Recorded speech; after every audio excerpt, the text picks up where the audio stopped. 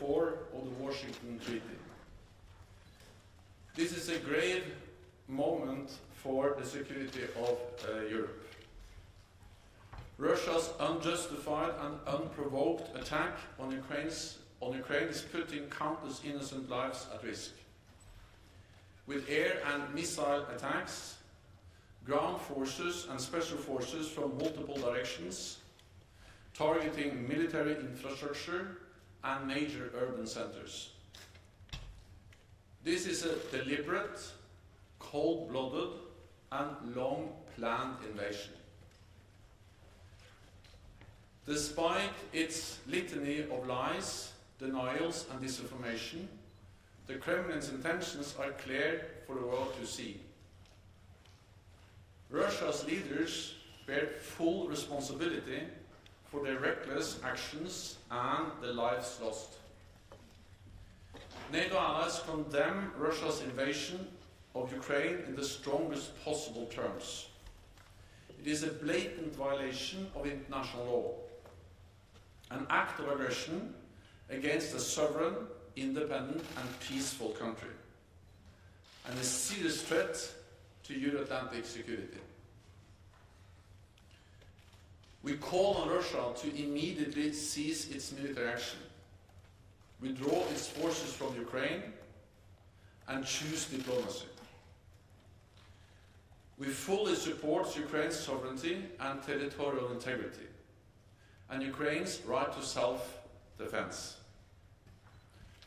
Russia is using force to try to rewrite history and deny Ukraine its free and independent path. NATO's core task is to protect and defend all allies. There must be no room for miscalculation or misunderstanding. An attack on one will be regarded as an attack on all. This is our collective security guarantee. Today, the North Atlantic Council decided to activate our defense plans at the request of our top military commander, General Todd Walters. This is a prudent and defensive step to protect and shield allied nations during this crisis. And it will enable us to deploy capabilities and forces, including the NATO response force, to where they are needed. In response to Russia's massive military build-up, we have already strengthened our collective defense, on land, at sea and in the air. In the last weeks, allies from North America and Europe have deployed thousands or more troops to the eastern part of the alliance and placed more on standby. We have over 100 jets at high alert, protecting our airspace, and more than 120 allied ships at sea from the high north to the Mediterranean. All this shows that our collective defense commitment, Article 5, is ironclad. We will continue to do whatever is necessary to shield the alliance from aggression. I have called a virtual summit of NATO leaders tomorrow to address the way forward. Russia is now facing severe costs and consequences imposed by the whole international community. The Kremlin's aim is to re-establish its sphere of influence, rip up the global rules that have kept us all safe for decades, and subvert the values that we hold dear. This is the new normal for our security. Peace cannot be taken for granted. Freedom and democracy are contested by authoritarian regimes, and strategic competition is on the rise. We must respond with renewed resolve and even stronger unity. North America and Europe together in NATO. We are an alliance of 30 democracies standing as one. We will protect our people and our values. Democracy, will always prevail over autocracy. Freedom will always prevail over oppression. And then I'm ready to take your questions. We'll go to Interfax Ukraine. Thank you, Interfax Ukraine, Irina Sommer. Secretary General, we all know that NATO will not fight for Ukraine, but don't you think it's time for NATO to build anti-Putin coalition? Thank you. NATO stands in solidarity with Ukraine, and NATO allies are imposing severe costs on Russia for the reckless invasion of Ukraine. NATO allies, in close coordination with the European Union and other partners all over the world, are now imposing severe economic sanctions on Russia to demonstrate that we follow up on what we said, and that is that it will be a high price for Russia to pay. NATO allies have also over a long period of time provided support, practical support, military support to Ukraine, and helped them to build a much stronger, much better equipped, much better trained armed force today than the Ukraine had in 2014. And I would like to recognize the professionalism and the bravery of the Ukrainian men and women in uniform who are now standing up against the Russian invasion. So we continue to stand together, condemning the Russian full-scale invasion of Ukraine, and allies stand together also in sending a message that we will never accept the brutal violation of international law that we see taking place as Russia now invades Ukraine. We'll go to Bloomberg. That shows that NATO allies face a direct threat from Russia at the moment, and would NATO reconsider military intervention in Ukraine? Thank you. So NATO is the strongest alliance in history, and make no mistake, we will defend and protect every ally against any attack and every inch of NATO territory. And that's the reason also we have increased our presence in the eastern part of the alliance with thousands of more troops, ships and planes over the last weeks to send a very clear message that an attack on one ally will trigger the response of the whole alliance. And we do so not to provoke a conflict, but to prevent a conflict. What we do is defensive, it's prudent, it's measured, but it is necessary because we see the aggressive actions of Russia against Ukraine, and therefore allies also have to make sure that there is no room for any misunderstanding about that Russia can do anything like that against a NATO allied country. National Public Radio. Thank you, Terry Schultz with NPR and DW. Mr. Secretary General, in the NAC statement, you say that we're deploying additional defensive land and air forces to the eastern part of the alliance, additional maritime assets, and increase the readiness of forces. Is this now today more forces being sent as a result of the fact that the invasion has now happened, or are you there referring to what has already been done as reinforcements? I understand SACOR will now have the ability to assemble the VJTF without coming back to the NAC for approval.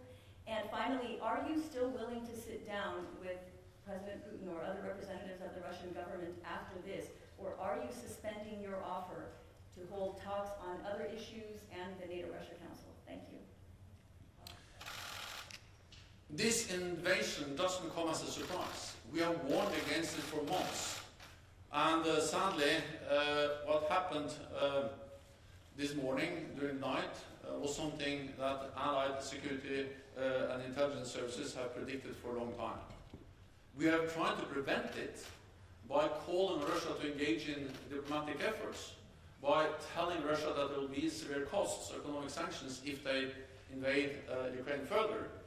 But what happened over the last hours, what has happened over the last hours, demonstrate that Russia, despite our diplomatic efforts and despite our clear message of economic sanctions, decided to once again invade Ukraine.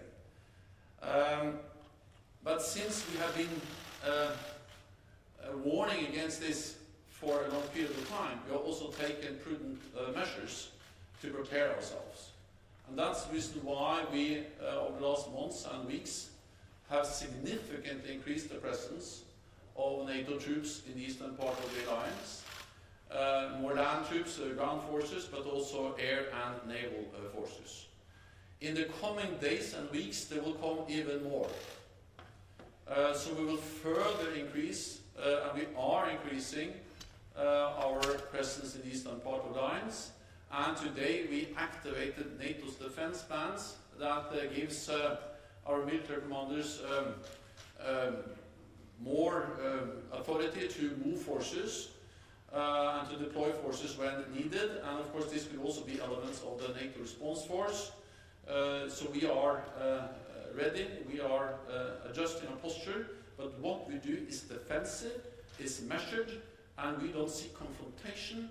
We want to prevent the conflict and any attack against any NATO allied country.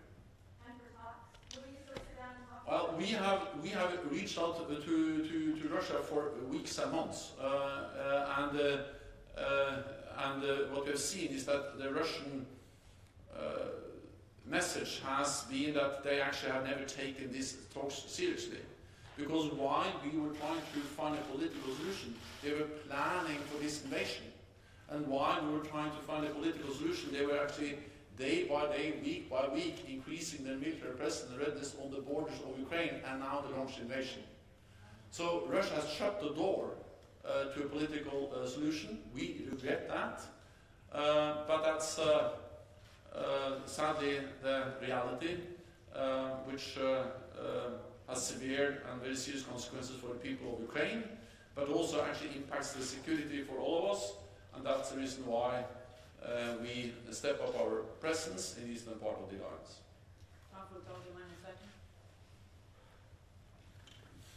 Thanks a lot for taking the question. Secretary General, actually two questions. The first one, I'd like to hear your reaction to what President Putin said this morning when he announced the military operations. He said that any country that interferes with them would face consequences greater than you have seen in your history, which I take as a veiled threat with a nuclear attack. So please, what's your response to that? He did not specify what interference means. And the second question, very simple, can the NATO-Russia Founding Act be upheld under these circumstances? Thank you.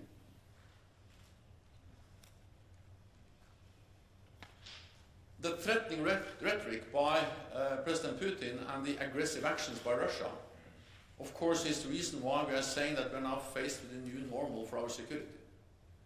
And we need to consult closely all allies, and we also do that tomorrow when the leaders meet at the virtual summit. What does this mean for our longer-term relationship with Russia? How shall we continue to defend and protect allies in this new security reality? And how can we make sure that we uphold the values we believe in, freedom, democracy, faced with a more aggressive authoritarian regime in Moscow? A regime which is willing to openly contest our values and to threat and actually also use force to try to coerce other nations. So this will have some long-term effects on our security, on how we respond, on how NATO is reacting, and also on how our relationship with Russia can evolve. We don't have all the answers today, but there will be a new reality. It will be a new Europe after the invasion we saw today. And therefore I welcome the fact that we are so closely coordinating, so closely working together in NATO. We stood together in warning against the Russian aggression, the plans. We stood together in reaching out to Russia and tried to prevent the attack. And now we need to stand together in responding to the attack. And that's exactly what we are doing. That was the first question. The second question? Well, that's part of this new reality we have to look into. And there will be a different reality, and we need to respond, but I think this is not the day to draw the conclusions. But we will have an important discussion among leaders tomorrow. And okay.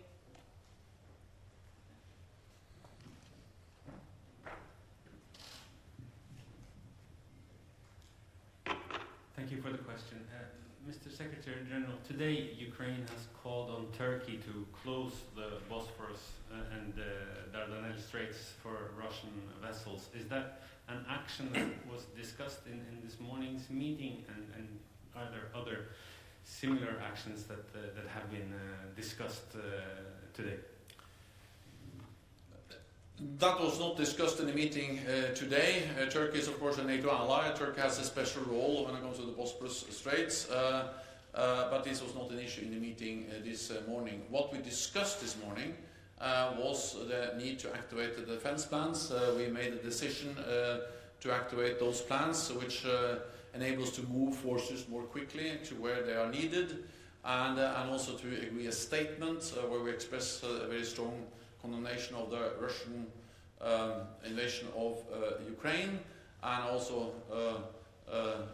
announced that we are going to have a NATO summit, a virtual NATO summit tomorrow. Wall Street Journal. Dan Michaels, Wall Street Journal, thank you for the question. Could you talk a little bit more about the activation of the defense plans? What exactly does this change, and when was the last time this was done? Thank you. These plans are plans we have developed over the years to make sure that we have plans in place to react to crises like the crisis we are faced with now. And they are defensive plans, they are prudent plans, and they are plans that covers the whole east of our lines from the Barents Sea down to the Mediterranean, and they give our military commanders some more authorities within politically defined guidelines and frameworks to deploy forces where they deem it needed, and that's exactly what we have agreed today. So these again are defensive plans, ensuring that we have forces at the sufficient readiness at the right place throughout Europe. Have they ever been activated before? Have they ever been activated before?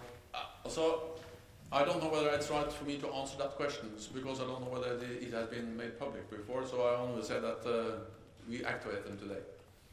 Associated Press.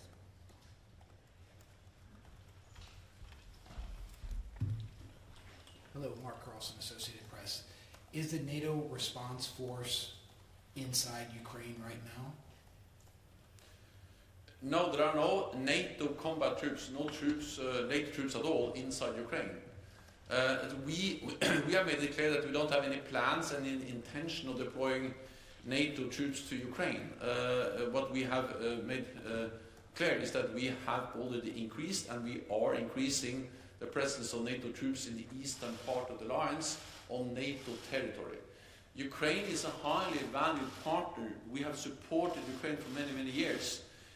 We helped them to build a more modern, capable armed force, military. We have helped them to train, equip, and in many different ways strengthen their armed forces. We help them with cyber defenses, NATO and NATO allies in different ways. But we don't have NATO troops in Ukraine, and we don't have any plans to send NATO troops into Ukraine. But we are there to protect and defend all NATO allies. So we support Ukraine. We provide absolute security guarantees for NATO allies.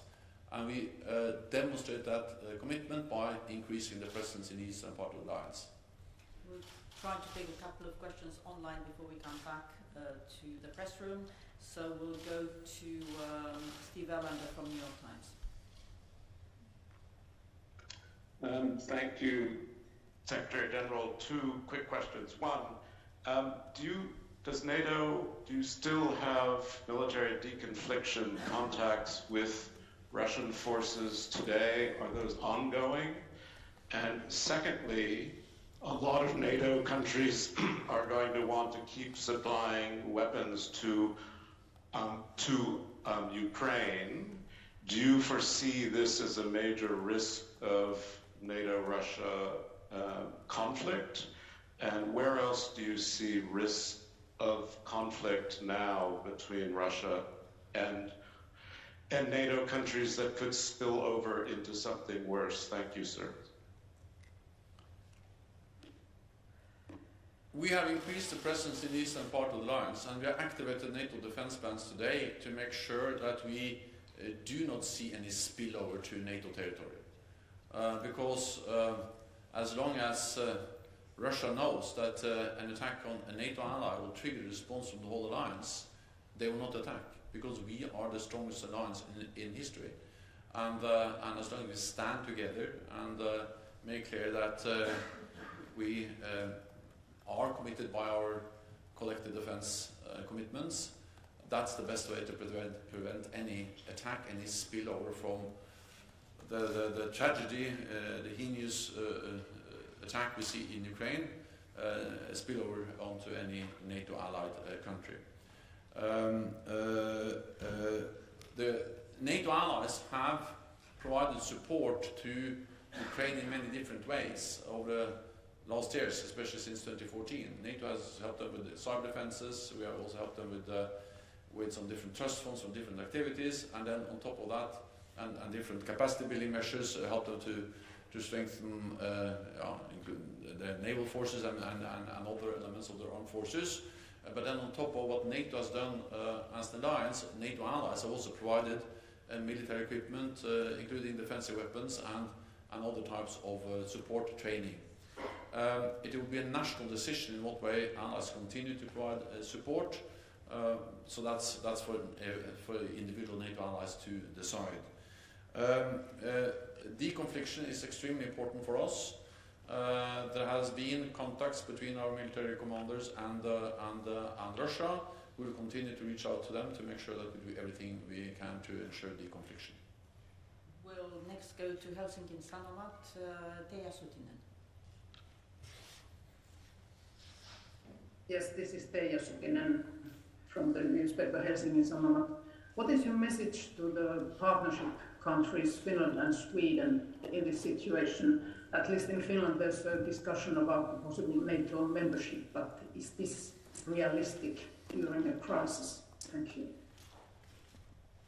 Finland and Sweden are very close partners, and I have taken careful note of the very clear message both from Finland and Sweden, that even though they don't apply for membership now, they strongly believe that NATO should not sign any kind of agreement with Russia based on what Russia has proposed for us, to sign a legally binding agreement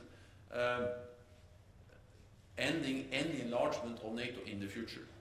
So I've seen that Sweden and Finland states that for them this is a question of self-determination, the sovereign right to choose their own path, and then potentially in the future also to apply for NATO membership. So for me, the very clear messages from Finland and Sweden just has underpinned how important it is that NATO allies do not compromise on core values, including the right for every nation to choose its own path, meaning whether it wants to belong to NATO or not belong to NATO. NATO respects those decisions, regardless if it's yes or no to joining NATO. We very much value the close partnership with Finland and Sweden. It's important for NATO, it's important for Finland and Sweden. I visited Finland and Sweden this fall together with North Atlantic Council, and we see how closely we work together, exercise together, increase our ability to operate together, interoperability, and we also have very close political consultations. And therefore, I have invited Sweden and Finland to the virtual summit tomorrow, the NATO summit tomorrow. So at the NATO summit tomorrow, we'll have Sweden, Finland, and the two EU presidents present, showing in a way the very strong unity we demonstrate, transatlantic, NATO, and also close partners, EU, Finland, and Sweden. We'll go to Polish radio.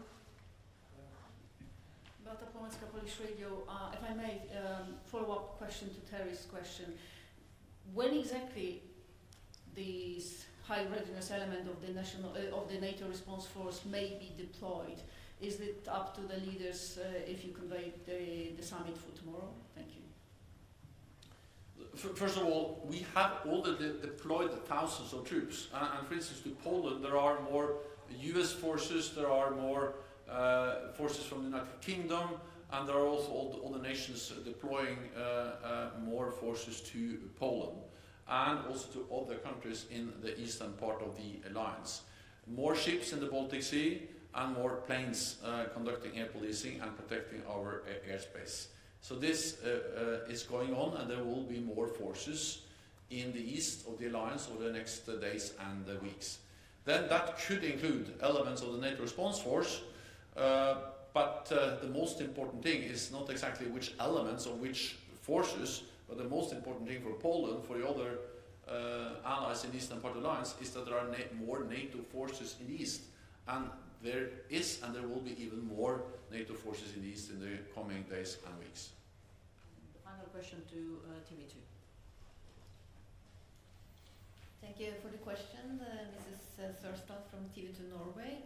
Secretary General, you have received apparently very good intelligence in recent weeks. You have shared it, you have been open about it. Do you have any information of the Russian plans ahead?